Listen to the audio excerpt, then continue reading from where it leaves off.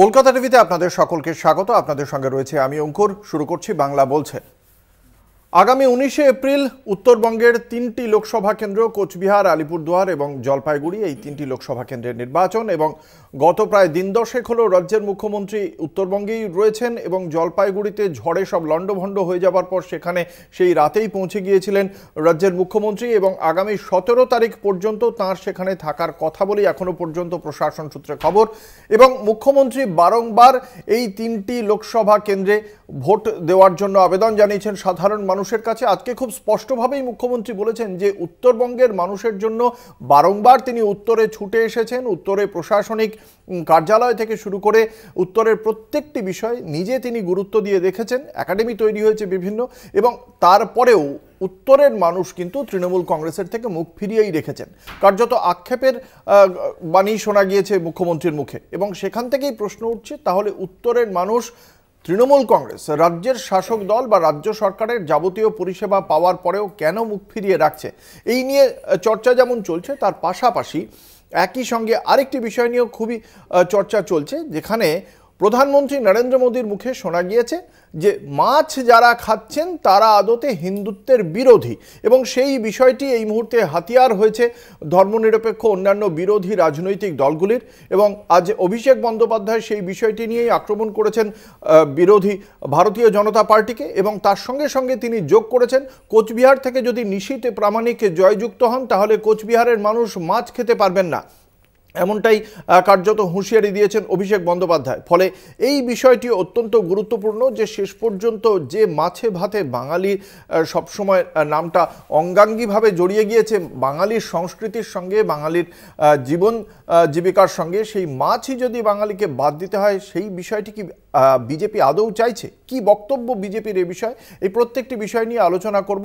থাকবে জঙ্গিদের বং কানেকশন নিয়ে আমাদের এই বাংলা বলছেন মঞ্চ থেকে আলোচনাও।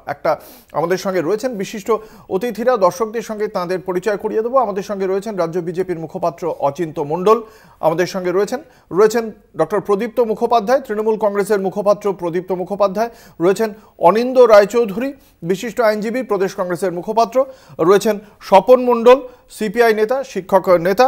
আপনাদের সকলকেই কলকাতা টিভির পক্ষ থেকে স্বাগত জানাই। একদম প্রথমে আজ মুখ্যমন্ত্রী এই যে সাধারণ মানুষের কাছে, উত্তরবঙ্গের সাধারণ মানুষের কাছে তার কি আবেদন, আমরা শোনাবো এই প্রতিবেদনের মাধ্যমে। প্রধানমন্ত্রী বাগডোগরা লাগোয়া কাওয়াখালী থেকে শুরু করেন, আর প্রচারের শুরু থেকেই মুখ্যমন্ত্রী বারবার উত্তরবঙ্গে। দুই দলের শীর্ষ নেতৃত্ব, দুই প্রতিপক্ষের টার্গেট, প্রথম দফার 3 কেন্দ্র কোচবিহার, আলিপুরদুয়ার, জলপাইগুড়ি। 2019-এর লোকসভা ভোটে এই 3 কেন্দ্র তো বটেই, গোটা উত্তরবঙ্গে গোহারা তৃণমূল কংগ্রেস। কেন উত্তরবঙ্গের মানুষ ফিরিয়েছে তৃণমূল কংগ্রেসকে? প্রশ্ন মমতার। একসময়ের তৃণমূল নেতা নিশীথ প্রামাণিক এখন কোচবিহারের সাংসদ, স্বরাষ্ট্র মন্ত্রকের প্রতিমন্ত্রীও। নাম না করে ফের নিশীথকে নিশানা মমতার। আমি মা ভাই বোনদের তাই জিজ্ঞেস করব, কি অপরাধ করলো তৃণমূল কংগ্রেস যে ডাবগ্রাম, ফুলবাড়ি এবং উত্তরবঙ্গ বারবার আপনারা বিজেপিকে কেন ভোট দেবেন? কি করেছে বিজেপি আপনাদের জন্য? কি করেছে? 1 পয়সা দিয়ে কাউকে সাহায্য করেছে? বিনা পয়সায় রেশন কার্ড দেয়, আমরা দিই। আর দিল্লিতে গিয়ে বাংলার কথা বলবে না, বলবে বাংলাকে টাকা দেবে না। কেন দেবেন বলতে পারেন মা বোনেরা আমার? এবারেও কি দেবেন মা বোনেরা? এবারেও কি দেবেন? আমি মা বোনদের সম্মান করি। বিজেপিকে ভোট দিয়ে জেতালেন, নর্থ বেঙ্গলের সব সিট বিজেপি পেল লোকসভা ইলেকশনে। কি দোষ করেছিল তৃণমূল? জঙ্গলমহলে সব সিট তৃণমূল বিজেপি পেল কেন? কি দিয়েছে আজ পর্যন্ত? একটা কিছু দিয়েছে? একটা কিছু করেছে? যদি কিছু করে দিয়ে থাকে আমার কোনো আপত্তি নেই। আমরা করেছি, আমরা বলি আমরা করেছি। যান দেখে নিন গাজলডোবা। বাংলার বঞ্চনা, 100 দিনের কাজ, আবাসের টাকা বিজেপির বিরুদ্ধে লোকসভা নির্বাচনে তৃণমূলের অন্যতম হাতিয়ার। ঝড়ে দুর্গতদের ক্ষতিপূরণ পৌঁছে দিতেও কেন কমিশন অনুমোদন দেয়নি? কেন প্রধানমন্ত্রী প্রচারে এসে খোঁজ নেননি? প্রশ্ন মমতা। কলকাতা টিভি। বিজেপির কি মনে হয় কি কারণে আপনাদেরই সাধারণ মানুষ নির্বাচিত করেন ওখান থেকে, উত্তরবঙ্গ থেকে? দেখুন, বিগত 34 বছরে নর্থ বেঙ্গলের মানুষ তারা দেখেছে তারা বঞ্চিত, এবং বিগত আরও যে 12-13 বছর যে পশ্চিমবঙ্গে সরকার চলেছে সেখানেও তারা দেখছে একই রকম বঞ্চিত, এবং তাদেরকে মমতা ব্যানার্জি তো থার্ড ক্লাস সিটিজেন বানিয়ে রেখেছে এই রাজ্যে। এবং আজকের মিনি পাকিস্তানের জনক যেই কলকাতায় বসে আছে, এবং যেভাবে তৃণমূল পার্টির পক্ষ থেকে একটা ধর্মীয় উস্কানিমূলক কথাবার্তা বলে দক্ষিণবঙ্গটাকে পাকিস্তান বানানোর যে পরিকল্পনা তৈরি করেছে, উত্তরবঙ্গের মানুষ সেদিক থেকে যথেষ্ট। তার পরিপ্রেক্ষিতে তারা চায় যে উত্তরবঙ্গ যাতে এই মিনি পাকিস্তানের শিকার না হয়, এবং ডবল ইঞ্জিনের যে সরকার ভারতবর্ষে বহু রাজ্যে চলছে তার যে সুযোগ সুবিধা, সেই সুযোগ সুবিধা যাতে আগামী দিনে তারা পায়, এবং বিভিন্ন রকমভাবে তারা যাতে এই বঞ্চনা থেকে নিষ্কৃতি পায়, তার জন্য তারা ভারতীয় জনতা পার্টির পক্ষ নিয়েছে। এবং আগামী দিনে আমরা এবার গতবার যেরকম ওখানে 7-1 সম্ভবত জিতেছি, এবার আমরা 8-0 ওখানে করব। এবং মুখ্যমন্ত্রীর কথা থেকে পরিষ্কারভাবে বোঝা যাচ্ছে যে উত্তরবঙ্গে গিয়ে উনি অশনি সংকেত দেখতে পাচ্ছেন। উত্তরবঙ্গে উনি রাজনৈতিক ভ্রমণে গিয়েছেন, একটু ওই দার্জিলিং এর হাওয়া টাওয়া খেয়ে, পাহাড়ের যে উষ্ণ ওই শীতল হাওয়া, সেই শীতল হাওয়া খেয়ে উনি বুঝতে পারছেন যে আমি এই অর্থাৎ বিভাজন, হিন্দুত্বের এজেন্ডা এবং 26% সংখ্যালঘু ভোট, সেই বিষয়টা আপনি সেই জায়গাটাকে অ্যাড্রেস করছেন, বুঝতে পেরেছি। আচ্ছা, আমি আসবো তৃণমূল কংগ্রেসের কি মূল্যায়ন? মুখ্যমন্ত্রী তো একদম সরাসরি প্রশ্ন করলেন সাধারণ মানুষের, কিন্তু আপনাদের তো একটা রাজনৈতিক মূল্যায়ন আছে, সেটা হয়তো মুখ্যমন্ত্রী মঞ্চে বলেননি। আপনাদের মূল্যায়নটা কি, কি কারণে মানুষ আপনাদের থেকে মুখ ফেরাচ্ছে? কি কারণে ফেরাচ্ছে সেটা এখন তো বিজেপি খুব ভালো করে বললো আর কি, কারণ বিজেপির এজেন্ডাটা আপনারা বুঝতেই পারছেন কি কারণে আর কি সাধারণ মানুষ মুখ ফেরাচ্ছে। আসলে বিজেপির একটা ডিভিশনের রাজনীতি আছে, এবং বিজেপি যেভাবে ওখানে উত্তরবঙ্গ দক্ষিণবঙ্গ এই ডিভিশনটা করে রেখে দিয়েছে খুব সুন্দরভাবে। আমি কতগুলো তথ্য জানতে চাই। বিজেপির মুখে আপনি ডিভিশনের রাজনীতিটা শুনলেন, এবং সেই নর্থ বেঙ্গল আর নর্থ বেঙ্গলের যে জায়গাটা, সেইটা বিজেপি খুব সুন্দরভাবে করেছে, কারণ বিজেপির মূল এজেন্ডাটাই হচ্ছে নর্থ বেঙ্গলকে নর্থ বেঙ্গল হিসেবে তৈরি করে রাখা। এই কারণেই ওরা বিভিন্ন সময় গ্রেটার কোচবিহার মুভমেন্টকে সুড়সুড়ি দিয়েছে। দিলীপ ঘোষ আলাদা রাজ্যের দাবি করেছে, কখনো আবার এরা বলেছে না আলাদা রাজ্য হবে না, আবার রাজু বিস্তার একরকম দাবি করেছেন। ফলে এরা বিভিন্ন সময় এই দাবিটাকেই সামনে রাখছে, যেটা করে গুরুং বেঁচেছিলেন বা আছেন, যেটা করে বিজেপি বেঁচে আছে। আবার এখন গুরুং আমি শেষ করে দেবো। আমি শুধু এটুকু বলতে চাইছি যে ভাই এখনো আছে এখানে, আরও 1.5 ঘন্টার কাছাকাছি আছে। আমি 1.5 ঘন্টার সময় তাকে দিলাম। 25 কোটি টাকা করে পার এমপি পেয়েছেন। সেই 25 কোটি টাকা করে হিসাব আমি দীর্ঘদিন ধরে চেয়ে আসছি, তার শ্বেতপত্রটা বিজেপির তরফ থেকে যদি দিয়ে দেওয়া হয় খুব ভালো হয়। যে উত্তরবঙ্গের জন্য যে কজন এমপি ছিলেন, সে আলুওয়ালিয়া থেকে, আলুওয়ালিয়া 2 বছরের 2বারের ছিলেন, তারপরে অন্য জায়গায় এসেছেন, আবার এখন অন্য জায়গায়। ওরা তো এনআরসি শ্বেতপত্র.in প্রকাশ করেছে। আমি সেটাই বলছি, উত্তরবঙ্গের জন্য ঠিক কি করেছে যদি একটু বলে দেয়, আর তার যদি পাশাপাশি ছবিটা দেখিয়ে দেয়। মানে ওরা তো মুখে বলে আর এক, কাজে করে আর এক, ফলে ওদের মুখের সঙ্গে কাজে আমি সেই খতিয়ান অবশ্যই বিজেপি দেবে, আমরা সেটা নিশ্চয়ই শোনাবো দর্শকদের। তার আগে আমি একবার কংগ্রেসের কাছে আসবো। আপনাদের ভোট বা বাম কংগ্রেসের মিলিত ভোট বা একক ভোট, সেটা নিয়ে আলোচনা নয়। আলোচনাটা হচ্ছে গিয়ে এই যে এতদিন ধরে তো, তার আগে কোচবিহার তো বিজেপি তো হালে এলো, এই বিজেপির দিকে ভোটটা চলে যাওয়ার পর কেন তাতে অন্য কেউ ভাগ বসাতে পারছে না? কংগ্রেসের মূল্যায়নটা কি, বিশ্লেষণটা কি? না, এটা করতে গেলে ইতিহাসটা একটু জানতে হবে। 1986 সাল, আপনার মনে আছে হোপ 86 হয়েছে। সেই হোপ 86-এ একটা স্লোগান উঠেছিল, লতার গান আশার গান, জুড়াই জ্যোতি বোসের প্রাণ, তালে তালে বাজছে ব্যান্ড, গোর্খাল্যান্ড গোর্খাল্যান্ড। তারপরে গোর্খাল্যান্ডের ইস্যু নিয়ে তখন সুভাষ ঘিসিং জ্যোতিবাবুর সাথে মিটিং করলেন, বললেন আমাদের গোর্খাল্যান্ড দরকার, আমাদের পৃথক রাজ্য দরকার। জ্যোতিবাবু বললেন আমরা এটা মানছি না, এবং কেন্দ্রে তখন কংগ্রেস সরকারও এই জ্যোতিবাবুর যেটা বলেছিলেন সেটাকে মান্যতা দিলেন, এবং বললেন কোনো অবস্থাতেই মানে উত্তরবঙ্গকে পৃথক রাজ্য হিসেবে হবে না। তাতে বাংলা ভাগের যে পরিকল্পনা ছিল সুভাষ ঘিসিংয়ের, সেই বাংলা ভাগের পরিকল্পনা নষ্ট হলো। এবার আপনার মনে আছে গোর্খা পার্বত্য পরিষদ 1988 সালে রাজীব গান্ধী তৈরি করেছিলেন, যাতে এই পাহাড়ের বঞ্চিত মানুষ, নিপীড়িত মানুষ, নিষ্পেষিত মানুষদের উন্নয়ন হয়। তারপরে আমরা দেখলাম 2011 সালে পট পরিবর্তন হলো, থেকে চেঞ্জ হয়ে গেল, জিটিএ হলো। এই জিটিএ হওয়ার পর জিটিএতে কেন্দ্র, রাজ্য এবং জনমুক্তি মোর্চা একসাথে জিটিএ করলো, কিন্তু আমরা দেখলাম জিটিএ কোথাও একটা গিয়ে ওই পাহাড় আসছে, জঙ্গলমহল কাঁদছে না কি সব বলছিল, কোথায় গিয়ে হাসি মিলিয়ে গেল। এখন জঙ্গলমহল পাহাড় দুটোই কাঁদছে। এখন প্রশ্ন হচ্ছে, দেখুন এখানে একটা ধর্মীয় জাতিগোষ্ঠীর ব্যাপার আছে, রাজবংশী। এই রাজবংশী যার দিকে থাকে তারা পাহাড় দখল করে। আপনি যদি ইতিহাসের প্রেক্ষাপটে এবং নির্বাচনের প্রেক্ষিত ভালো করে লক্ষ্য করে দেখেন, সেখানে দেখবেন রাজবংশীর ভোট যার দিকে গেছে, যে ভোট যে সময় জিতেছে সে গেছে। এর মধ্যে 35% রাজবংশী, ফলে সেটাই একটা বড় ফ্যাক্টর বলে দেয়। আমার বক্তব্য যে কেন এই ভোটটা বিজেপির দিকেই থেকে যাচ্ছে, এই ভোটটা বিজেপির দিকে থেকে যাচ্ছে, তার কারণ হচ্ছে যে নিশীথ প্রামাণিক অনন্ত মহারাজ কি বলেছিলেন আপনার মনে আছে, এবং জন বাল্লাও কি বলেছিলেন।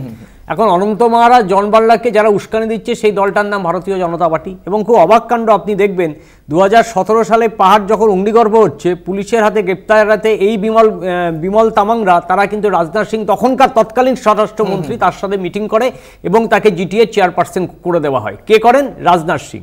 অতএব পাহাড় সমস্যা সমাধানের জন্য, পাহাড়ে যে এত সমস্যা, চা থেকে শুরু করে সমস্ত সমস্যা সমাধানের দিকে না বিজেপি না তৃণমূল কংগ্রেসই ইচ্ছা আছে।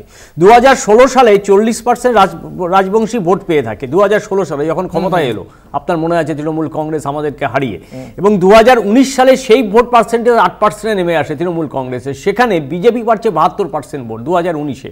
অতএব এই সুভাষ ঘিসিং থেকে শুরু করে, বিমল তামাং থেকে শুরু করে, এই আপনি ধরুন আপনি দার্জিলিং এর কথাটা বেশি বলছেন। আমি কোচবিহার, আলিপুরদুয়ার, জলপাইগুড়িতে থাকতে চেয়েছিলাম, এবং সেখানেও একটা রাজবংশী ভোট আছে যেটা প্রায় 35%। কিন্তু আমার বক্তব্য হচ্ছে গিয়ে বিজেপি পাচ্ছে, তার মানে কি শুধুমাত্র এই বিভাজনের ভিত্তিতে? বিজেপি শুধু বিভাজনের ভিত্তিতে পায়নি। আমি আপনাকে বলি, বিজেপি তো একটা কাজ করেছে, যেখানে চা শ্রমিকদের জন্য যে চা শ্রমিকরা ভোট দেবে, আপনি দেখেছেন এখানে চা শ্রমিকদের কি হারে অনাহারে অপুষ্টির জন্য মৃত্যু হচ্ছে, এবং প্রতিদিন 15টা আজ অব্দি 2019 থেকে 2000 পেলাম না। আমি খুব একটা অনিন্দ, আমি বলতে পারছি না যে আপনি যে সময়টা নিলেন সেই সময়টা আমি আপনার সুনির্দিষ্ট পিন পয়েন্টেড আনসার পেলাম না। স্বপন মণ্ডল, আপনাদের প্রাথমিক কি ধারণা যে কি কারণে বিজেপি বারংবার এখান থেকে জয়ী হচ্ছেন? দেখুন, বিষয়টা হচ্ছে যে আপনি যদি একেবারে রাজনৈতিক দৃষ্টিভঙ্গি নিয়ে অ্যানালিসিস করেন, আর কি বিজেপি হচ্ছে সেই তাসটা খেলে যে এলাকাতে যে তাসটা কাজ করবে, ঠিক আছে, যে জিনিসটা কাজ করবে, ওষুধটা কাজ করবে আর কি। কোচবিহারে এক ধরনের তাস খেলছে, জলপাইগুড়িতে এক রকমের তাস খেলছে, পাহাড়ের উপরে এক রকমের তাস খেলছে, ঠিক আছে। পাহাড়ের গোর্খা সেন্টিমেন্ট, পাহাড়টা বাদ দিন, আমি নিচে চলে আসি। নিচে যেটা আছে, এই যে এই অনন্ত মহারাজের প্রসঙ্গটা উঠে এসে, মানে উত্তরবঙ্গ আলাদা, উত্তরবঙ্গ সেই কথাই বলতে চাইছেন। একটা প্রথম কথা হচ্ছে যে উত্তরবঙ্গ সেন্টিমেন্ট একটা আছেই প্রথম থেকে, যে আমরা একটা আলাদা রাজ্য করব। প্রথমে বলছিল কেন্দ্রীয় শাসিত অঞ্চল করে দেবো, তোমরা কেন্দ্রের অনেক সুযোগ সুবিধা পাবে বলে একটা লোভ দেখাচ্ছিল, সেটা কিন্তু করতে পারলো না। আপনারা কি মনে করেন ভারতীয় জনতা পার্টি উন্নয়ন করেছে এই কোচবিহার, আলিপুরদুয়ার? একেবারে কিছু উন্নয়ন করতে পারেনি। আমি যেটা বলছি, যেটা শুনুন, যে এই যে অনন্ত মহারাজের নামটা যে উঠলো প্রসঙ্গটা, এই অনন্ত মহারাজ নামটা কিন্তু অনন্ত মহারাজ নয়, ওনার নামটা অন্য, আপনি জানেন নিশ্চয়ই। ইনি একজন সন্ত্রাসবাদী এবং উনি অ্যারেস্টেড হয়েছিলেন এবং জেলেও ছিলেন। হ্যাঁ, তাকে ছাড়িয়ে নিয়ে এসে সেই সন্ত্রাসবাদীকে কিন্তু সাধু সাজিয়ে দিয়েছে উত্তরীয় পরি আর কি। এটাই হচ্ছে বিজেপি, এটাই হচ্ছে বিজেপির ক্যারিজমা আর কি। হ্যাঁ, বিজেপি এরম বিভিন্ন জায়গাতে এরম দাগি লোক, এই যে নিশীথ প্রামাণিকের কথা বলো, নিশীথ প্রামাণিকের বিরুদ্ধে কি জঘন্য জঘন্য অভিযোগ আছে, তা সত্ত্বেও ওই যে সেন্টিমেন্ট, ওই এলাকার যে তফসিলি জাতি জনজাতির যে সেন্টিমেন্ট, সেটা মানে যেখানে যেখানে যে জঙ্গলমহলের প্রশ্ন মুখ্যমন্ত্রী বলছিলেন, জঙ্গলমহলে শিডিউল ট্রাইব মাহাতোরা থাকেন, তাদের সেন্টিমেন্টকে কাজে লাগিয়ে বিজেপি সেখানে ভোট, মানে সোজা কথা বলতে গেলে বিভাজন, লোভ দেখানো এবং বিভিন্ন পদ পাইয়ে দেওয়ার সুযোগ করে দেওয়া, এই সব কিছু মিলিয়ে একটা কেন্দ্রীয় সরকার থেকে থাকা যে তার যে একটা অ্যাডভান্টেজ, সেই অ্যাডভান্টেজ যেখানে নিচ্ছে, তবে এদেরকে হারানো যায়। আমি বলছি বারবার করে, মাননীয় মুখ্যমন্ত্রী, এক সেকেন্ড কথা বলে দিই, মাননীয় মুখ্যমন্ত্রী, আপনি আপনার দল কিন্তু বিজেপিকে উত্তরবঙ্গে হারাতে পারবে না। বরং আমি তৃণমূল কর্মী যারা আছে, নেতা যারা আছে, তাদেরকে অনুরোধ করব, ওখানে কংগ্রেস এবং বাম জোট যারা আছে, যারা দাঁড়িয়েছে, সত্যি সত্যি যদি বিজেপিকে হারাতে চান, নর্থ বেঙ্গলে যদি মুছে দিতে চান, আমরা এই আলোচনা আসবে। একটা ছোট্ট বিজ্ঞাপনী বিরতির পর ফিরে আসছি, সঙ্গে থাকুন। ফিরে এলাম বিরতির পর, আপনারা দেখছেন বাংলা বলছে, আপনাদের সঙ্গে রয়েছে আমি অঙ্কুর। আমি আসবো ভারতীয় জনতা পার্টির মুখপাত্র অচিন্ত মণ্ডলের কাছে। অচিন্ত, যেটা আপনার কাছে জানতে চাইবো, যেটা প্রথমেই এই যে 25 কোটি টাকার প্রশ্ন তুলে ধরলেন তৃণমূল কংগ্রেসের মুখপাত্র, সে বিষয়ে আপনার মতামত জানতে চাইবো। কি উন্নয়ন করেছেন আপনারা? দেখুন, আমাদের প্রত্যেকটা সাংসদ তাদের রিপোর্ট কার্ড অলরেডি বিভিন্ন সামাজিক মাধ্যমে পাঠিয়েছেন, তারা সবাই দেখতে পাচ্ছে, সাধারণ মানুষ সবাই দেখতে পাচ্ছে। কিন্তু এখানে একটা জিনিস যেটা বলার, আমাদের যতগুলো এমপি এমএলএ পশ্চিমবঙ্গে আছে, তারা যে তাদের কোটায় যে টাকা পয়সা পায়, তারা যতগুলো সামাজিক উন্নয়নমূলক কাজ করতে যাচ্ছে, প্রত্যেকটা জায়গায়, যেহেতু এখানে বেশিরভাগ পঞ্চায়েত বা পৌরসভা বা পুলিশ প্রশাসন বা যে বিডিও, এসডিও, ডিএম, এই অফিসগুলো তো তৃণমূল দ্বারা পরিচালিত, সুতরাং প্রত্যেকটা জায়গায় যতগুলো উন্নয়নমূলক কাজ আমাদের জনপ্রতিনিধিরা করতে যাচ্ছে, প্রত্যেকটা জায়গায় বাধাপ্রাপ্ত। এবং সেইটা প্রশ্ন করবো, হ্যাঁ শেষ। আইআইটি আইআইএম এই 5 বছরে কটা হয়েছে? এই 5 বছরে আমরা দেখেছি মানে মেডিকেল কলেজ, আইআইটি, আইআইএম, না মেডিকেল না, আমি আইআইটি আই স্পেসিফিক একদম একদম অনেক বেড়েছে, অনেক বেড়েছে। কটা হয়েছে? সম্ভবত 2014 আগে 9টা ছিল, মানে 9টা ছিল। সুভাষ সরকার এবং জানে এই না, মুহূর্তে তুমি জানো। 22টা আইআইটি রয়েছে, এই মুহূর্তে 22টা আইআইটি রয়েছে। 22টা হয়েছে। এই সুভাষ সরকারকে প্রশ্ন করেছিল কংগ্রেসের কুমার কেতকর রাজ্যসভায় যে আইআইটি আইএম 5 বছরে কটা হয়েছে। মোদী বলেছিল না আমেরিকায়, বলেছিল 0। কটা ছাত্র ভর্তি হয়েছে? ওগুলো যদি স্কুল কলেজই না হয় তো ভর্তি হবে কি? দেখুন আমি নিজে বলছেন এটা সম্পূর্ণ মিথ্যে। দেখুন আমি মানে আমি নিজে জানি না, কেন্দ্রীয় শিক্ষামন্ত্রী জানে না, উনি জানেন না। আমি নিজে যেগুলো জানি, কারণ এখানে যেটা ধানবাদে ছিল আইএসএম, সেটা আইআইটি হয়েছে, হায়দ্রাবাদে নতুন আইআইটি হয়েছে, তারপর বিভিন্ন জায়গায় এরকম যে ন্যাশনাল ইনস্টিটিউটকে আইআইটিতে কনভার্ট করে এবং সেগুলোকে তার ইনফ্রাস্ট্রাকচার ডেভেলপমেন্ট করা আছে। যেটা দাদার প্রশ্ন ছিল যে আমরা রিপোর্ট কার্ড পাবলিশ করেছি, জনগণ দেখছে যে কত কোটি টাকা খরচ করেছি এবং কোন পারপাসে কি, কিন্তু এখানে পুরো প্রশাসনটাই, পুরো অ্যাডমিনিস্ট্রেশন এবং পৌরসভা পঞ্চায়েত তারপরে আপনাদের উপর রেগে আছেন কেন অনন্ত মহারাজ? অনন্ত মহারাজ কি জন্য রেগে আছে সেটা আমি জানি না, কিন্তু উনি আমাদের দলের একজন যোগ্য এবং দায়িত্ববান সাংসদ। উনি নিশ্চয়ই ভারতীয় জনতা পার্টি রাজ্যসভায় পাঠিয়েছে, কিন্তু তারপরে তো তার ক্ষোভ শেষ হচ্ছে না।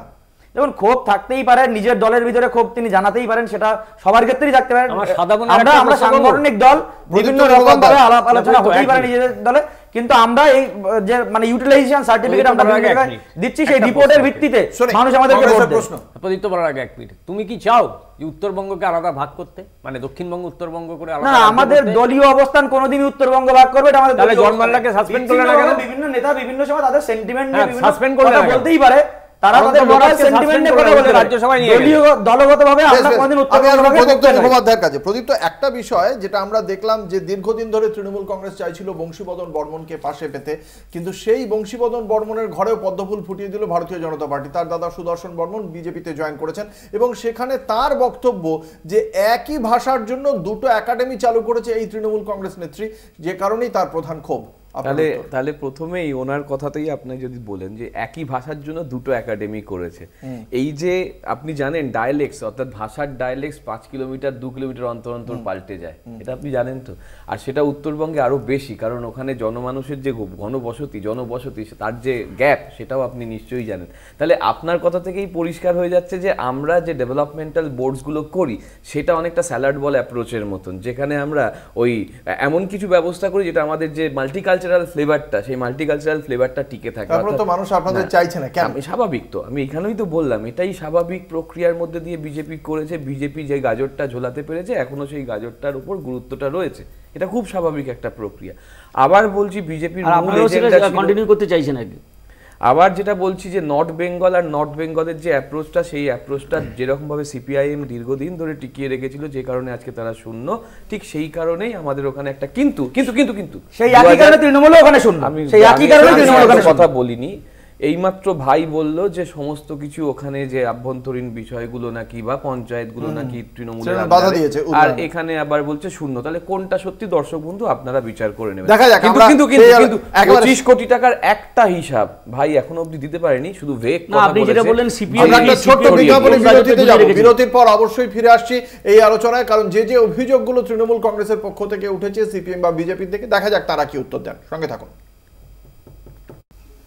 ফিরে এলাম বিরতির পর, আপনারা দেখছেন বাংলা বলছে, আপনাদের সঙ্গে রয়েছে আমি অঙ্কুর। যে আলোচনায় ছিলাম সেই আলোচনা উত্তরবঙ্গের ভোট এবং তা নিয়ে মুখ্যমন্ত্রীর বক্তব্য যে এখনো পর্যন্ত কেন উত্তরের মানুষ তৃণমূল কংগ্রেস থেকে মুখ ফিরিয়ে রেখেছে, তারা সবাই ভারতীয় জনতা পার্টিকে বেছে নিচ্ছে, কিন্তু এই জায়গাটাতেই অপ্রাসঙ্গিক হয়ে যাচ্ছে বাম এবং কংগ্রেস।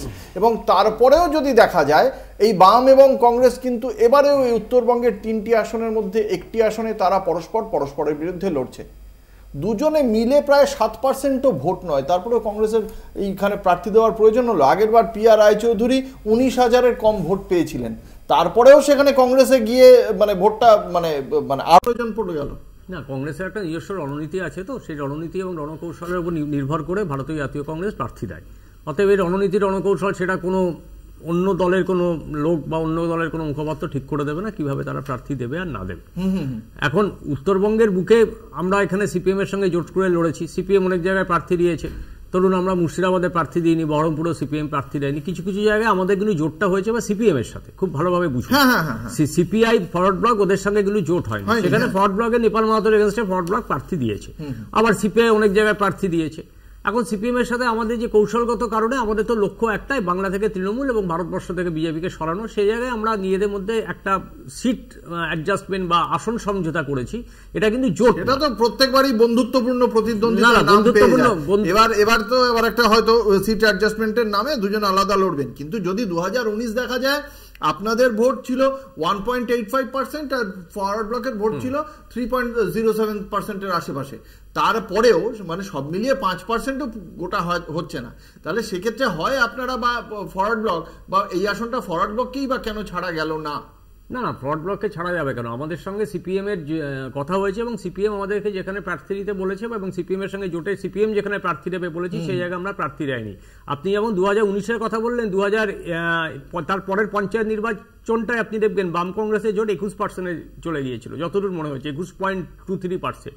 অতএব ভোট পার্সেন্টেজ কমে, ভোট পার্সেন্টেজ বাড়ে। এবার লড়াইটা হচ্ছে কেন্দ্রে বিজেপির বিরুদ্ধে ভারতের জাতীয় কংগ্রেসের লড়াই। নিশ্চয়ই ফরওয়ার্ড ব্লক, সিপিএম, সিপিআই বা তৃণমূল কংগ্রেস এখানে তো সরকার ফর্ম করবে না। সরকার যদি ফর্ম করে কংগ্রেস এবং সহযোগী দল বা ইন্ডিয়া জোটের সঙ্গে যারা যারা আছে তাদের সঙ্গে, স্বভাবতই কারণেই ভারতবর্ষের কংগ্রেসকে অস্তিত্ব লড়াই না, এটা হচ্ছে নরেন্দ্র মোদী যে ভারতবর্ষকে শেষ করে দেওয়ার পরিকল্পনা করছে তার বিরুদ্ধে লড়াই। তা পশ্চিমবঙ্গের অনেক জায়গাতেই আমরা ক্যান্ডিডেট দিয়েছি, অনেক জায়গায় ক্যান্ডিডেট দিতে পারিনি, আমাদের সংগঠন দুর্বল বলে আমরা দিতে পারিনি।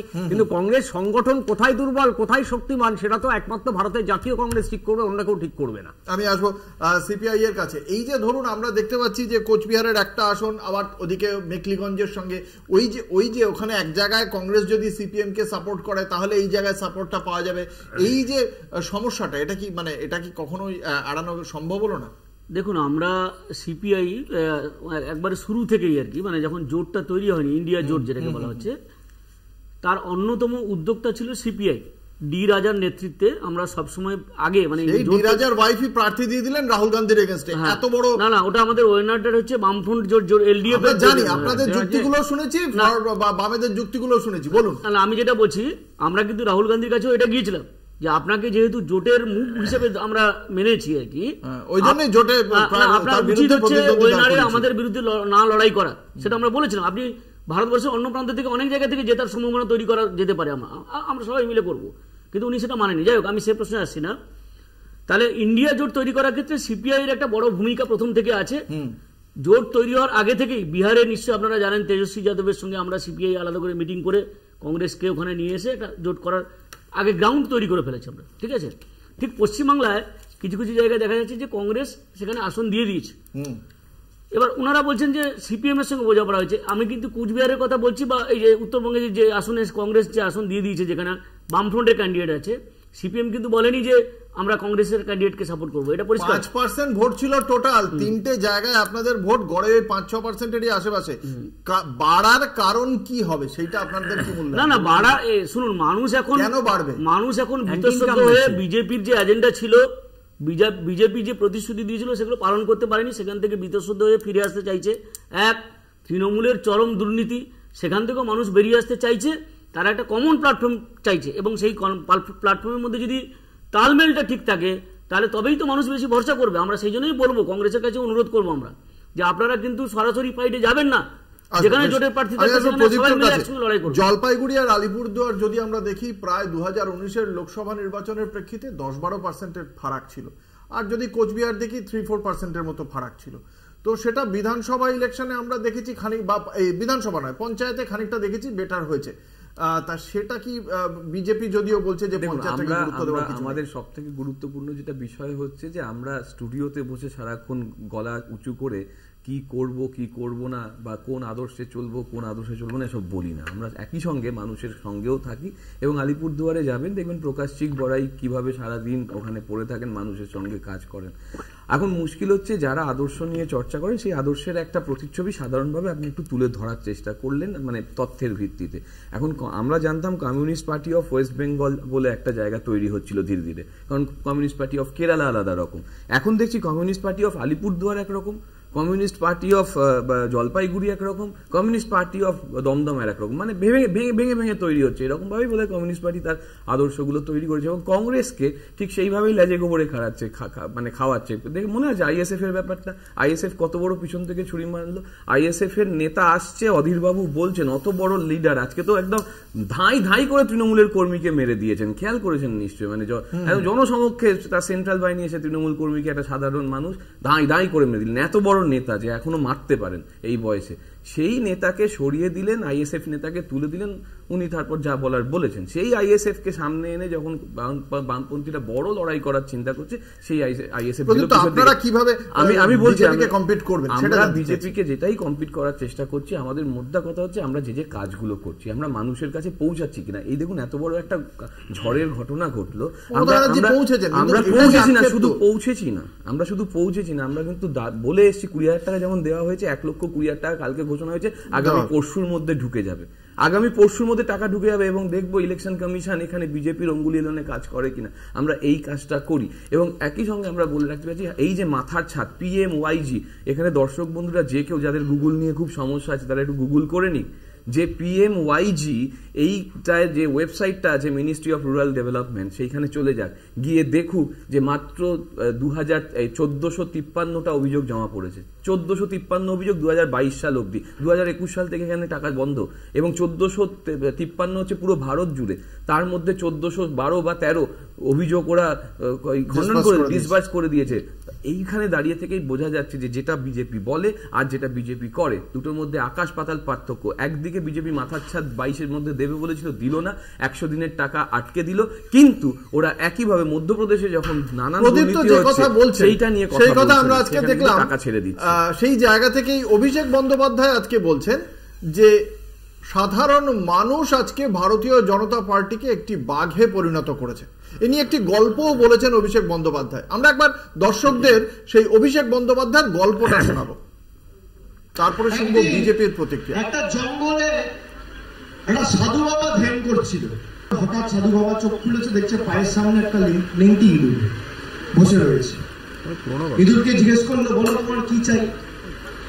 বলছে, সাধু বাবা এই জঙ্গলে অনেক বিড়াল রয়েছে, আমাকে বিড়ালরা তাড়া করে বেড়াচ্ছে, আপনি আমাকে বিড়াল বানিয়ে দিন, তাহলে আর বিড়াল তাড়া করতে পারবে না। সাধু বাবা বললো, ঠিক আছে, তুমি এতক্ষণ ধরে অপেক্ষা করছো, যাও মন্ত্র পড়ে জল ছিটিয়ে নেংটি ইঁদুরকে বিড়াল করে দিল, ইঁদুর বিড়াল হয়ে গেল। 7 দিন পর আবার তিনি ধ্যানে বসেছেন, দেখছেন একটা বিড়াল পায়ের তলায় এসে বসে পড়েছে।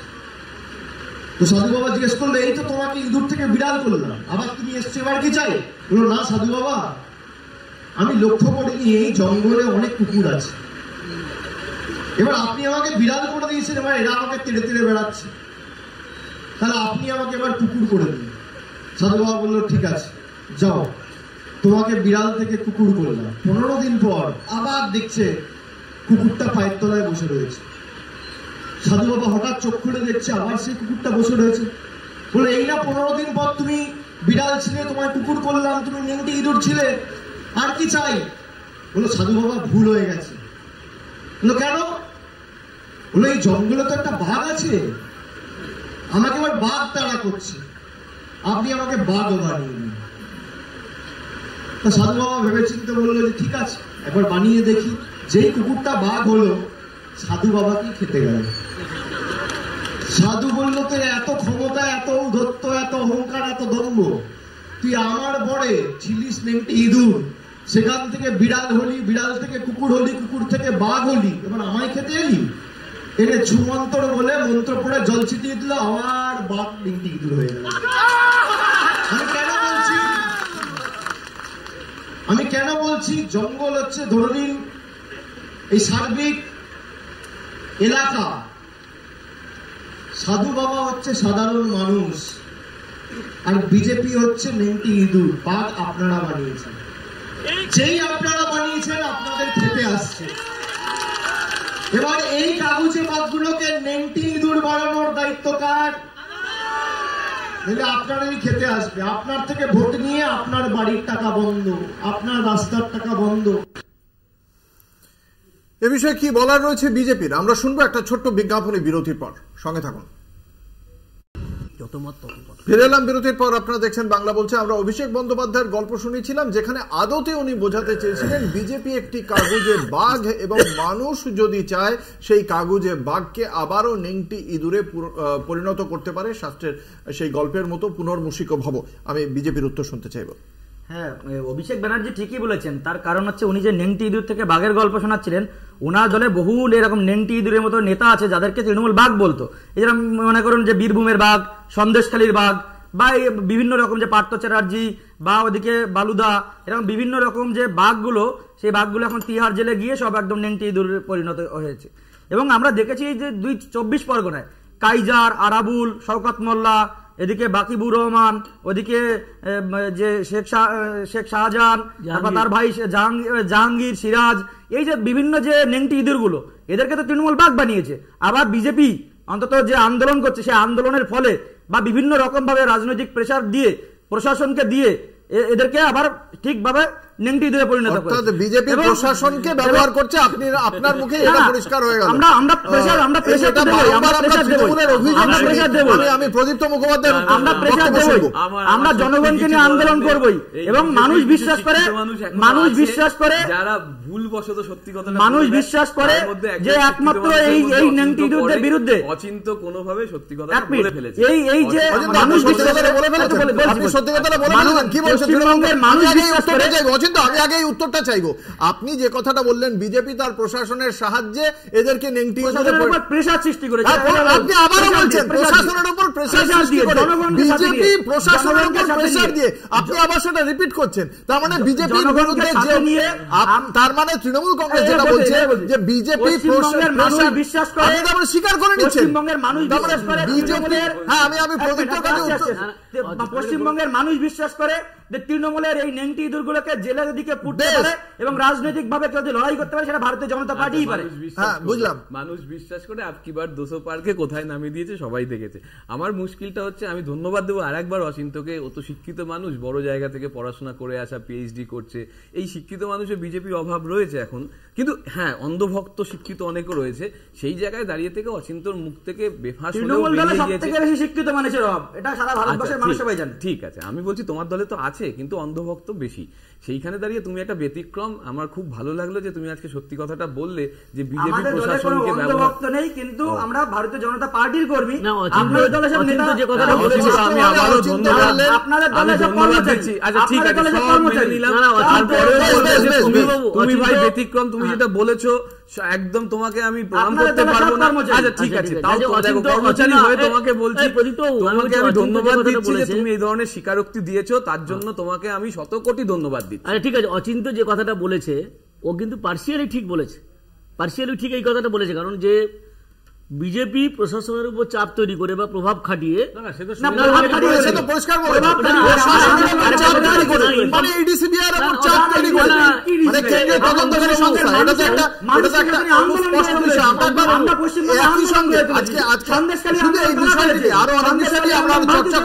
আজকে আরেকটি বিষয় আপনাদের দৃষ্টি আকর্ষণ করতে চাইব। প্রধানমন্ত্রী নরেন্দ্র মোদী তিনি সাম্প্রতিক অতীতে একটি বক্তব্য রেখেছিলেন মাছ মাংস খাওয়া সম্পর্কে।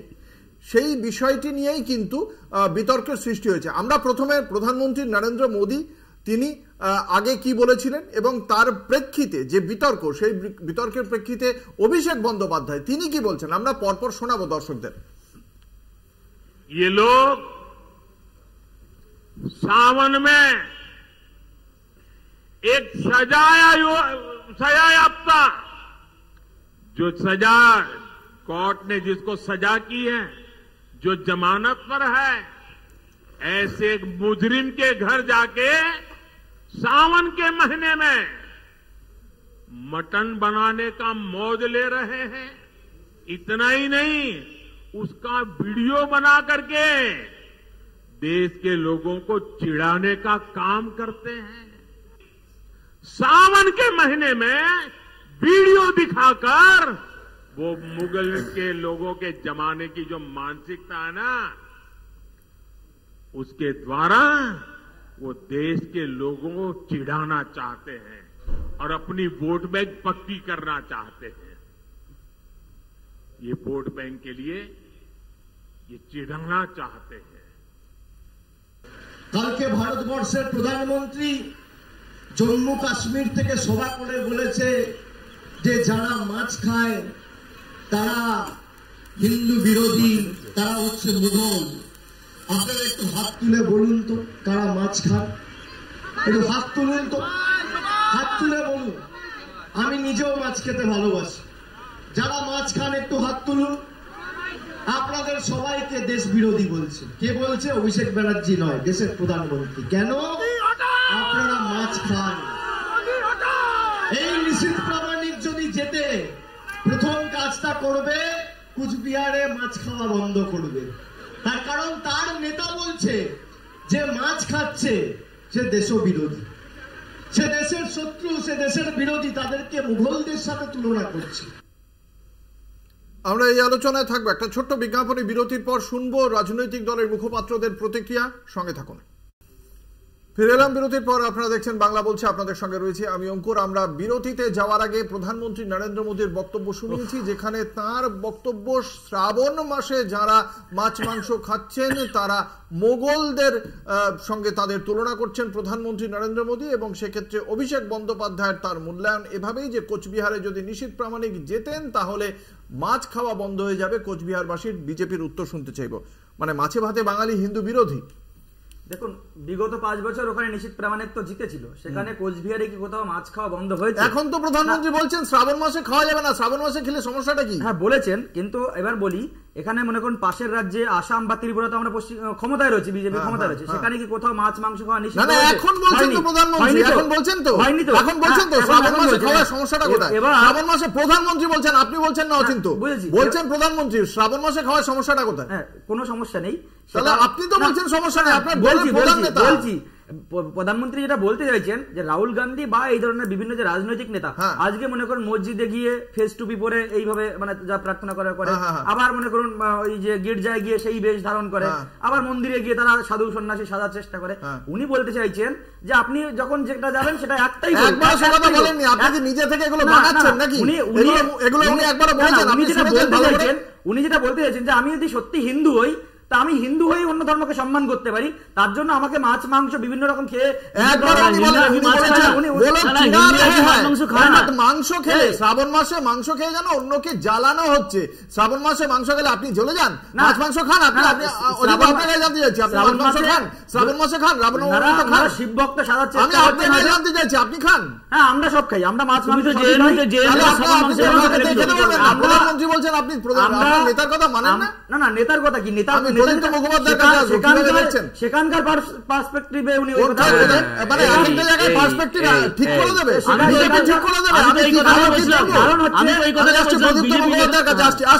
আমার এখন মনে হচ্ছে সত্যি সত্যি আমার আগের কথাটাই ঠিক ছিল যে অচিন্ত বিজেপির ব্যতিক্রম, ও পরিষ্কারভাবে নরেন্দ্র মোদীরও বিরোধিতা করে দিতে পারে। Thank you Achinta. আর একবার দ্বিতীয়বারের বিরোধিতা করলাম যে অচিন্ত যেভাবে বলছে মাছ মাংস বন্ধ হবে না, এই দেখুন দর্শক বন্ধু, অচিন্ত এখানে বলে দিয়েছে, আপনাদের চিন্তা করার দরকার নেই। আমি তো সেটাই, তোমার কথাটাই তো বলছি, তোমার কথাটাই তো বলছি। আপনারা বিভ্রান্ত হবেন না, মোদীজি যেটা বলেছেন সেটা ফেকুজির কথা, সেটা মিথ্যা কথা, সেটা দিয়ে কোনোদিন হবে না। অচিন্ত এখানে ঠিক বলছে, কিন্তু অচিন্ত কতদূর যাবে? অচিন্ত না এমএলএ, না এমপি, না কাউন্সিলর, শুধু মুখপাত্র, তাও টিভিতে আসবে, কে শুনবে কে শুনবে না আমরা জানি না, কিন্তু মূল দেশটা চালাবে মোদিজি। ফলে মোদিজির যে কথাবার্তাগুলো আপনারা শুনছেন, না সে হয়নি তো, লিঞ্চিং হয়েছে, কার বাড়িতে গরুর মাংস আছে, কার বাড়িতে শুয়োরের মাংস আছে, কার কোথায় খাসির মাংস বন্ধ হবে, কোথায় গরুর মাংস বন্ধ হবে, আবার কেরালায় গিয়ে এবং সেখানে বলেছে মধ্যপ্রদেশেও কি হবে, সব মানুষ দেখছে, প্রত্যেকটা জিনিস মানুষ দেখছে। কি সম্পর্ক? আমরা দেখেছি এই রাজ্যে ধর্মতলায় বসে বিকাশ রঞ্জন ভট্টাচার্য বা আপনাদের দলের সুভদ্র গরুর মাংস খেয়ে যেভাবে হিন্দু সেন্টিমেন্টে তারা আঘাত করে,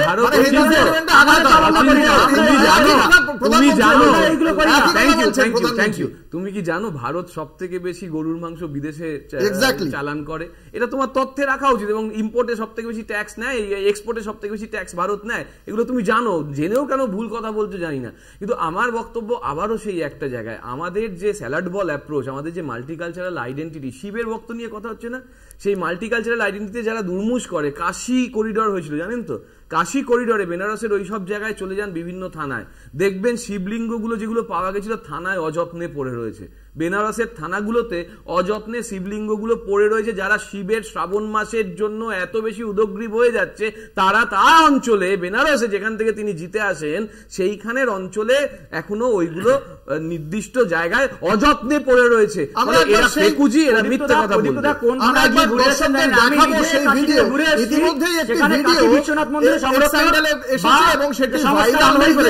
আমরা সেই ভিডিওটি একবার দর্শকদের দেখাবো।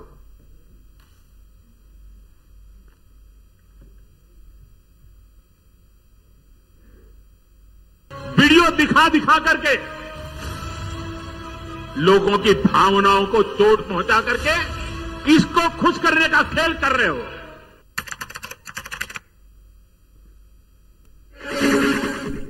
জমজম বন্ধ, নিজামও বন্ধ, গোলবাড়িও বন্ধ, দাদা বৌদিও বন্ধ, কিন্তু কেন? नवरात्र के दिनों में अपना नॉनवेज खाना अब किस मनसा से वीडियो दिखा दिखा करके लोगों की भावनाओं को चोट पहुंचा करके। আমি আসবো কংগ্রেসের কাছে, কিভাবে দেখছেন? না, প্রথমে প্রদীপ্তর একটা কথা উত্তর দিয়ে দিই।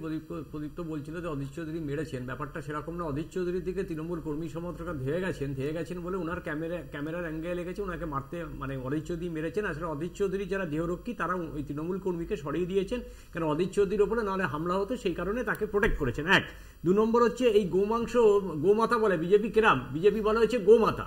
গোমাতা মানে যে তাকে পুজো করতে হবে, সেই গোমাতাকে আবার রপ্তানি করছে গুজরাটের 6টি শিল্পপতি এবং তারা হাইস্ট ট্যাক্স পেয়ার হচ্ছে, one of the highest tax payer. অতএব বিজেপির দেখুন কত ধরনের বিচারিতা, একবার বলছে গোমাতা, একবার বলছে ট্যাক্স পেয়ার।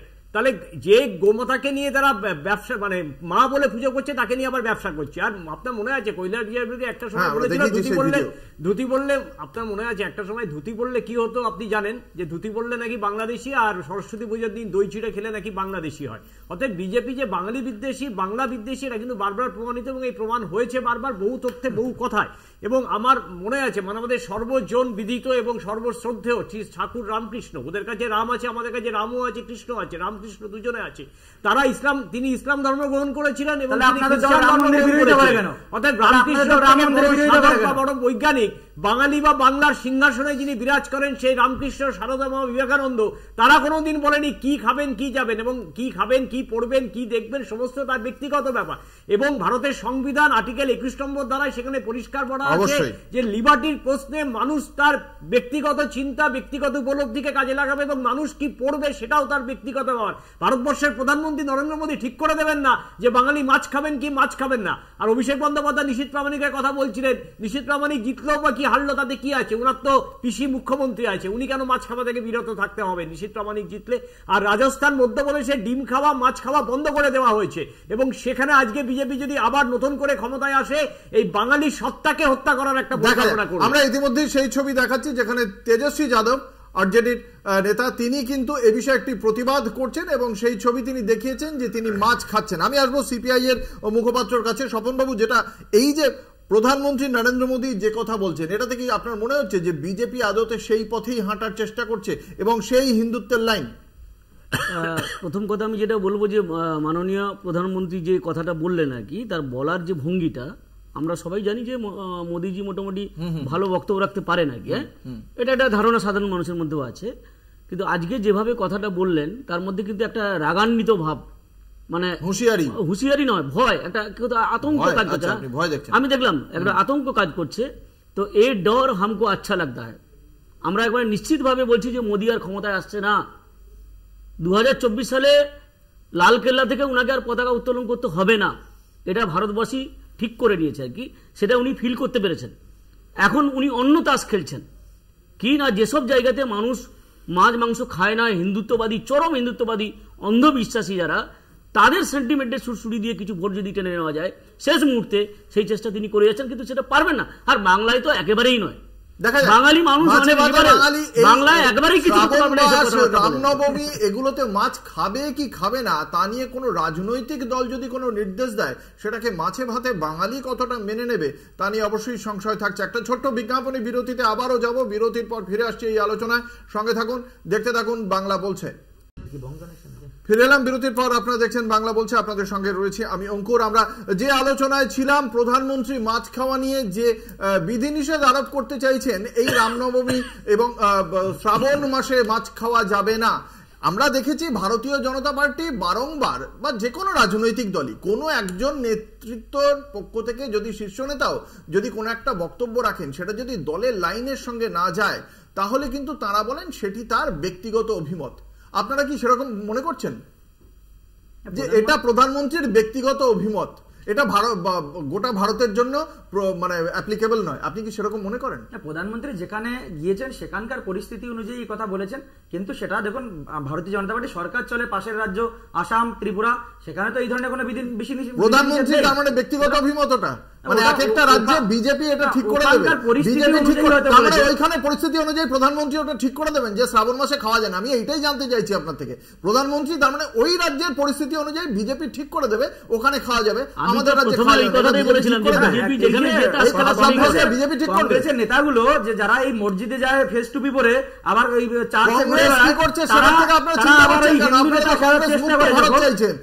কংগ্রেস মুক্ত ভারত হলে বিজেপি যে ভারত গড়বে সেই ভারতে তার মানে এটা চলবে বিজেপির?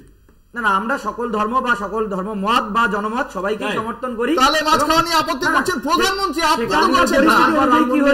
মনে হয় সেটার আগে পরে দেখতে হবে। আমি ওর আগে পরে যখন বলা হয়েছিল না যে 2 লক্ষ চাকরি কি হবে বা 15 কোটি আর 15 লক্ষ টাকা, তখন অমিত শাহ কি বলেছেন, এসব জুমলা হয়। আমার এখন ওই ভাইয়ের কথা শুনে মনে হচ্ছে এসব জুমলা হয়, মানে এটা ওটা ভোটের পরে বলেছিল, ভাই ভোটের আগে বলে দিল। এই হচ্ছে পার্থক্য। মানে অমিত শাহের মতন তো 84 দিন ভাই জেল খেটে আসেনি বা খাটবেও না, এত ভালো শিক্ষিত একজন ছেলে।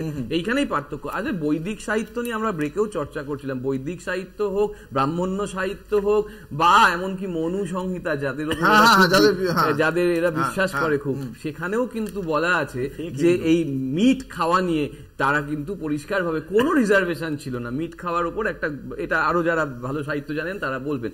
মুশকিলটা হচ্ছে বাঙালি, আপনি কিছুক্ষণ আগে বললেন মাছে ভাতে বাঙালি।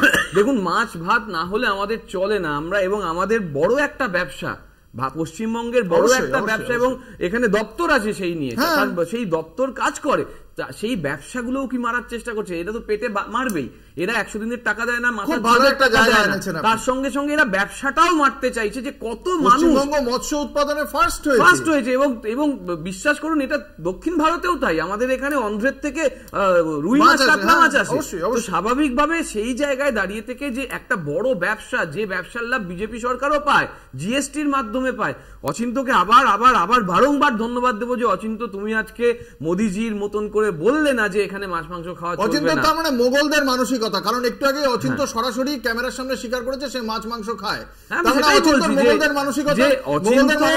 মোদিজির যে বক্তব্য সেটাকে ঘুরিয়ে অসমর্থন করেছে, তার জন্য আমি আবার ধন্যবাদ দিচ্ছি যে বাঙালি যে চিন্তা ভাবনা, যেটা দাদা বলছিল কিছু বাঙালি বিদ্বেষী যে মানসিকতা, সেই বাঙালি বিদ্বেষী মানসিকতা থেকে অচিন্ত বেরিয়ে আসতে পেরেছে, এটার জন্য অচিন্তকে ধন্যবাদ। ভারতীয় জনতা পার্টি কোনোভাবেই বাঙালি বিদ্বেষী নয়। ভারতীয় জনতা পার্টি মোদিজি বিদ্বেষী, কোনোভাবেই মোদিজি তাহলে বিদ্বেষী নয়। বিদ্বেষী না হলে ওই একজন ছিলেন পরে বিখ্যাত তিনি বলেছিলেন, আবার এটাও বললেন ট্র্যাডিশন সমানে চলছে। বাঙালিদের জন্য সব থেকে বেশি 25 কোটির উদাহরণ তো দিতে পারলেন না ভাই, এখন অব্দি 1.5 ঘন্টা হতে চললো। প্রথম কথা, এখনো 25 কোটির উদাহরণ 25 ইনটু আর দিতে পারলেন না, 25 কোটি টাকা পাননি, দিতে পারলেন। Exactly, thank you. এইটাই জানতে চাইছিলাম যে 25 কোটি টাকা আটকে দিয়েছে সাংসদদের টাকা, এই সরকার আটকে দিয়েছে। এইটাই শুনেছিলাম প্রথম থেকে। ওই করোনাকালীন সময় সাংসদদের টাকা আটকে দিয়েছে, ডেভেলপমেন্টের টাকা। আবার থ্যাংক ইউ, আবার অসিত তৃতীয়বারের জন্য থ্যাংক ইউ যে তোমরা মানুষের টাকা যেভাবে আটকে দিয়েছো, তুমি আবার প্রমাণ করে দিলে যে তোমরা সাংসদদের টাকাটাও দাওনি। এইটাই শুনতে চেয়েছিলাম, তুমি অবশেষে স্বীকার করলে। আপনি যে ধন্যবাদ জানান, আপনি ইউটিলাইজেশন সার্টিফিকেট আমাদের প্রত্যেকটা এমপি, আমি বলছি যে ওয়েবসাইটে আরেকটা অচিন্ত, আমি বলছি আপনি ধন্যবাদ জানান, সেজন্য আপনাকে ধন্যবাদ জানাই। আপনি যদি আর একটা জিনিসের জন্য ধন্যবাদ জানাতেন তাহলে আরো ভালো হতো। এদের সৌজন্যে আমি বলছি বিজেপি এবং আরএসএস এর সৌজন্যে আজকে অভিষেক বন্দ্যোপাধ্যায় ঘুরে বেড়াচ্ছে। আপনার কাছে তথ্য আছে রাজ সাক্ষী হয়ে যান না, ও দাদা আপনার রাজ সাক্ষী হতে সমস্যা আছে কিছু? আপনি রাজ সাক্ষী হন না।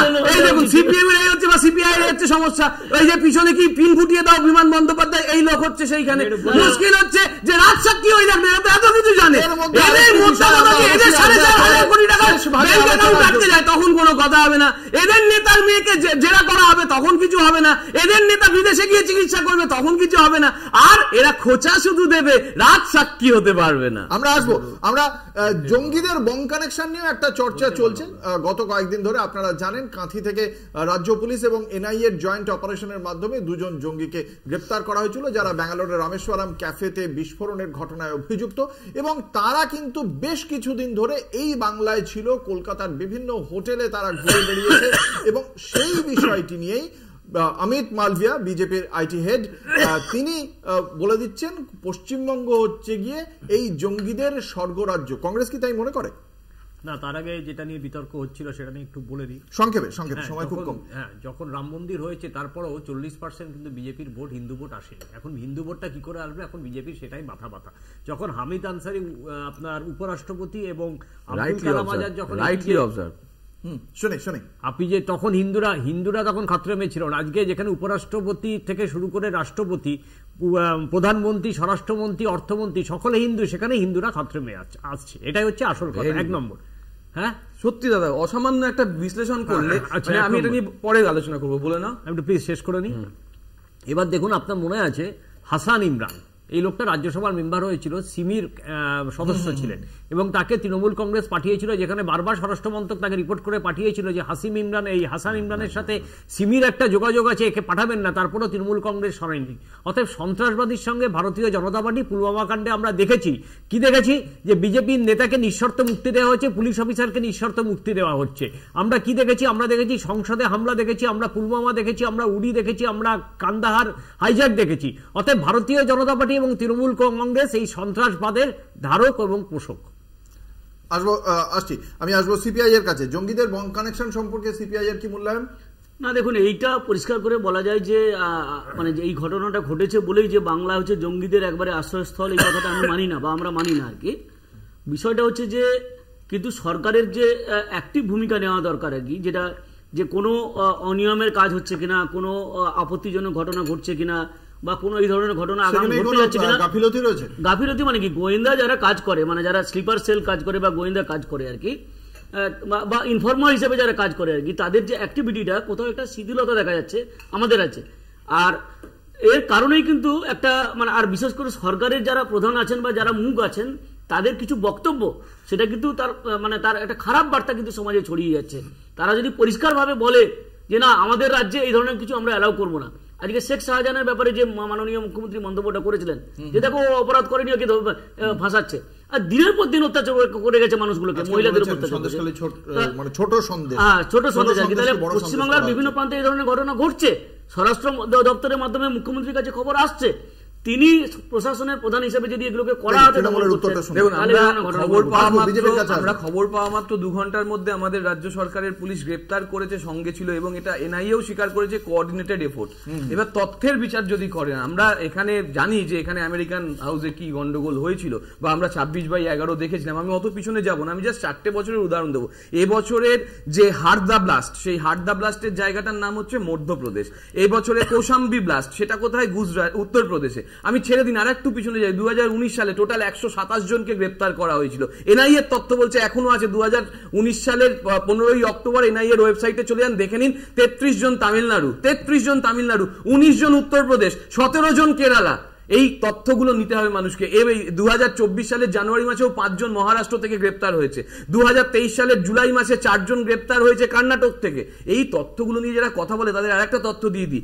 এই যে জি রেড্ডি, যিনি হচ্ছেন স্বরাষ্ট্র প্রতিমন্ত্রী, তিনি কি বলেছেন 2020 সালের সেপ্টেম্বর মাসে, যে এই সময় মানে জানুয়ারি থেকে সেপ্টেম্বর অবধি আমরা 122 জনকে গ্রেপ্তার করেছি। সেই 122 জনের মধ্যে সেই উত্তরপ্রদেশ, সেই কেরালা, সেই অন্ধ্রপ্রদেশ। আমার বক্তব্য, অবজারভেশন এখানে, যে যেখানে যেখানে সন্ত্রাসবাদীদের জায়গাটা হচ্ছে, তোমার তো কালো টাকা বন্ধ করেছিলে সন্ত্রাস বন্ধ করার জন্য, এত বেশি ডিফেন্স এক্সপার্ট বাড়াচ্ছ, তারপরেও 40 জন শহীদ হয়, তার ভিত্তিতে তুমি ভোট চাও, আর এখানে বসে বাকিরা উস্কানি দেয়। বিজেপির উত্তর, দেখুন আজকের বেঙ্গালুরুতে যে বিস্ফোরণ ঘটেছে সেখানকার যে দুজন মেন মূল চক্রী তারা এই ভারতবর্ষের এতগুলো রাজ্যের ভিতরে কোথাও না গিয়ে পশ্চিমবঙ্গে কেন, কোন জায়গা থেকে এলো ভাই? মহারাষ্ট্র থেকে এলো, চেন্নাই থেকে এলো, আমি বলছি সেই জায়গাগুলো কোথা থেকে এলো? আমি অবশ্যই করবো এই জায়গায়, তার কারণ তোমাকে এনআইএ এর যে তদন্তের দেখাবো না এখানে, তার কারণ যখন চেন্নাইয়ে 2 মাস থাকলো, সেই চেন্নাইয়ে তোমরা কেন গ্রেফতার করতে পারবে না? কেন ট্রেনে এখানে পাস ইস্যু করেছিল বিজেপি সাংসদ পশ্চিমবঙ্গটাকে সেফ করিডোর ভেবেছে, এবং এখানে বঙ্গবন্ধু শেখ মুজিবুর রহমানের হত্যাকারীরা পর্যন্ত এই মৌলালিতে লুকিয়ে থাকে বছরের পর বছর। যে তথ্য দিয়ে দিলেন সেটা তোমার কি বক্তব্য? যেমন এনআইএ এর যে তথ্যগুলো উঠে এলো যে এই 122 জন তারা তো সমস্ত উত্তরপ্রদেশ থেকে তামিলনাড়ু থেকে কেরল থেকে গ্রেফতার হচ্ছে, তাহলে এটা সেফ হ্যাভেন হলো কি করে? এবং আমরা দেখলাম মুখ্যমন্ত্রী বিভিন্ন জনসভা থেকে যেভাবে বলছেন যে মুসলিম ভাইদেরকে বলছেন রমজানের সময়টা একটু শান্ত থাকুন, তার মানে রমজানের পরেই রামনবমী এবং রাজনৈতিক যে বিভিন্ন যে দফায় ভোট হবে সেখানে হিংসা মুখ্যমন্ত্রী উস্কানিমূলক বক্তব্য দিচ্ছেন। মানে বিজেপি যেমন এখানে শুনেছে মাছ মাংসের কথা, তেমনই মুখ্যমন্ত্রীকে শুনেছে। এই জন্যই বিজেপির প্রতি মানুষের যে ভাবনা সেটা শেষ হয়ে যায়। বিজেপির বক্তব্য দেখছে, তার মানে উত্তরপ্রদেশ, কেরালা, তামিলনাড়ু যেখানে 122 জনকে পাওয়া যাচ্ছে, এই রাজ্য কি করে সেফ হবে? সরস্বতী পূজার সময় এই নবীনপুরে তারা যেভাবে হামলা করেছে এবং আজকে সে বাংলাদেশে উত্তর দিতে পারেননি, কিন্তু আপনি উত্তর দিতে পারেননি, এনআইএর লিস্টের সম্পর্কে উত্তর দিতে পারেননি। কংগ্রেস কিভাবে দেখছে বিজেপির এই অভিযোগকে? ভারতবর্ষের সবথেকে সন্ত্রাসবাদী যিনি তার নাম হচ্ছে নরেন্দ্র মোদী। নরেন্দ্র মোদী ভারতবর্ষের প্রধানমন্ত্রী এবং সবথেকে বড় সন্ত্রাসবাদী নাম হচ্ছে ভারতবর্ষের প্রধানমন্ত্রী নরেন্দ্র মোদী এবং অমিত শাহ। এবং অমিত শাহ নরেন্দ্র মোদী বর্তমানে সন্ত্রাসবাদীরা ঘুরে বেড়াচ্ছে এবং পাকিস্তানের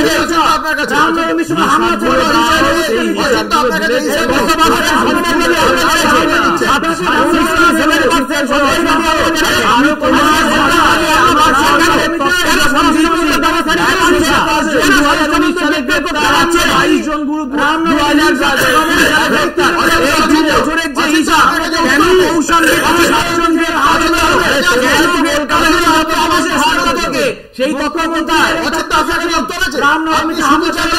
শুধু চাচাচ্ছেন কাশ্মীরে আপনারা 310 জন খালি সিকিউরিটি পার্সোনাল মারা গেছে, 81 জন মারা গেছেন সাধারণ নাগরিক, তারপরেও কিছু হতে পারে পাথরবাজি করা বন্ধ হয়েছে।